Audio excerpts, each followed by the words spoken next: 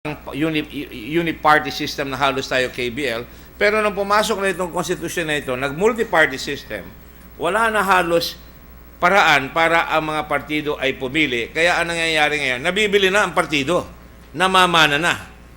In other words, yung Nationalista Party, bigla na lang kami nagkaroon ng bagong kandidato at kandidatong presidente. Ang Liberal Party, kung nag-confess sila, pero biyak rin sila ngayon. At hindi na natin malaman kung ano nangyayari sa iba't ibang mga partido. Bato-bato sa langit, tawaan magagalit. Wala na talagang ideological party. Kaya ako'y naniniwala na ilan lang ang partidong merong ideology. At iyan ang nangunguna dyan, halos ang Communist Party ng Pilipinas. So, ang masasabi ko lang, ang nangyayari tuloy sa atin dito, ay tila baga, ang nangyayari dito, ang umiiral, ang talagang ideology ay pera na lamang. Kaya makikita natin pag kumakampanya na ngayon, binaviolate ang batas, kaya naman natin magkaroon ng cash sunduan sa ilang mga sektor ng ating lupunan, lalo na yung nagpapatakbo dito sa ating halalan o yung mga West.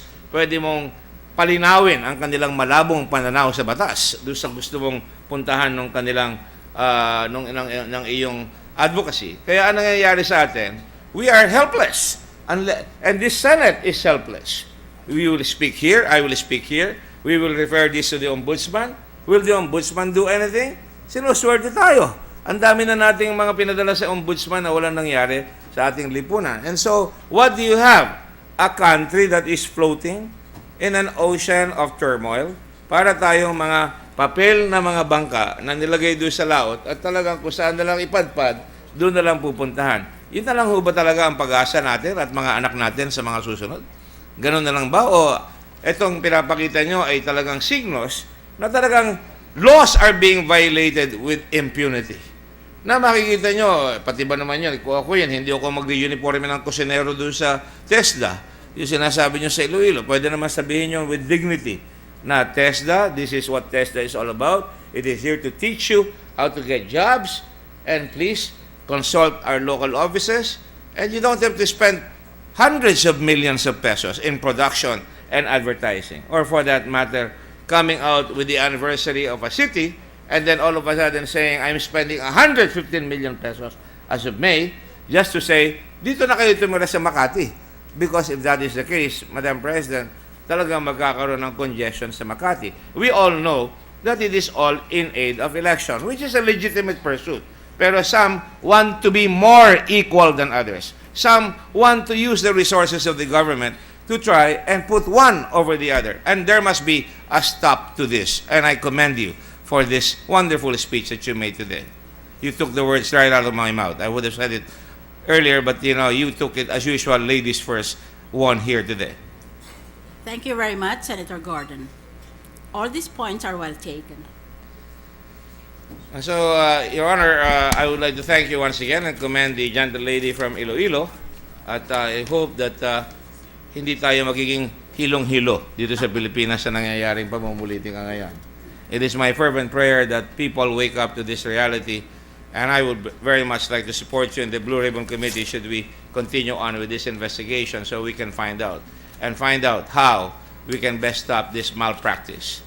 And just to be sure, for honor's sake, from day one, from being a senator, when I resigned as Secretary of Tourism, I have been an advocate of the domestic campaign for our destinations. And we have come out with Wow Bohol, Wow Iloilo, Wow Negros in all our campaign advocacies. And this has been continuous since day one. And for that matter, even when I was Secretary. But never did I put it on television because it was too darn expensive. And I wanted to make sure people were part of the process of change. And if I came out on television on Safeguard, I was paid, Your Honor, 6 million pesos by Safeguard, by Procter & Gamble, with whom I used to work for it. And all that 6 million was given to the Philippine National Red Cross, and it is on the record of the Philippine National Red Cross. Not one centavo went to my pocket, just to be sure that we're all on the same playing field, and that I'm open with my cards like everyone else, hopefully. Thank you very much. Thank you very much, Senator Gordon. The Minority Leader, Minority Leader, Mr. Mr. President, if the lady will kindly reply to a few questions, Your Honor. But before that, I'd like to put on record my full support for the thrust of your privileged speech, Your Honor. Thank you very much. That is fully appreciated and in character with Senator Nene Pimentel, who is famous in our country for his probity. Thank you, ma'am. I only wish to add a few names Yes, to your please. list, if that is possible. Number one, Secretary Yap of Agriculture. If you go to Bohol today,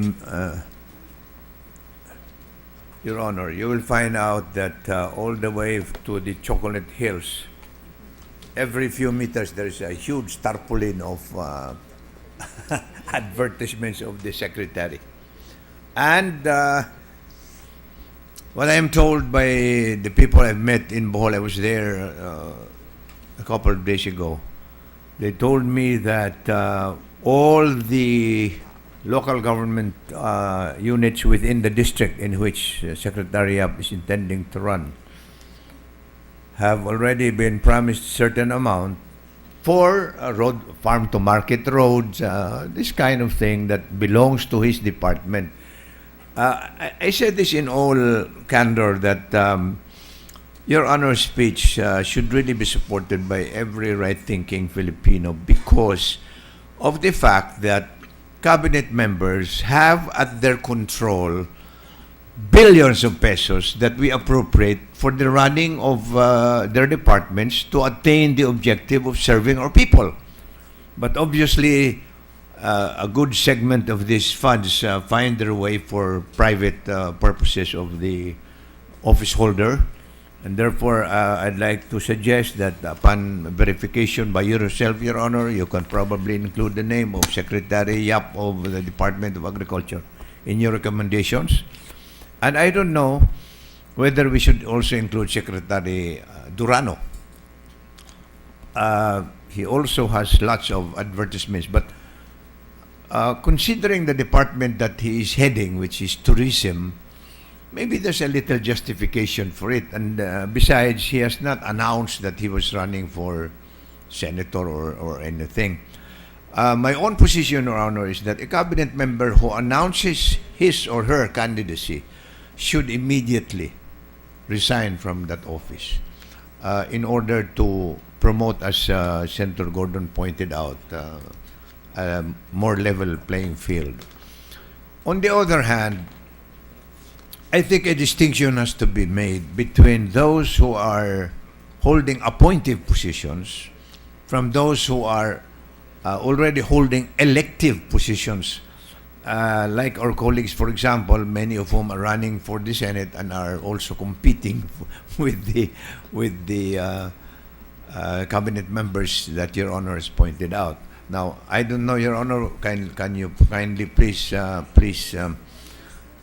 elucidate on that point, if at all it is worth making a distinction of that kind between the appointive official and the elective official? My first concern as a student of the Constitution is that it might violate the Equal Protection Clause of the Constitution because it might be claimed that the distinction between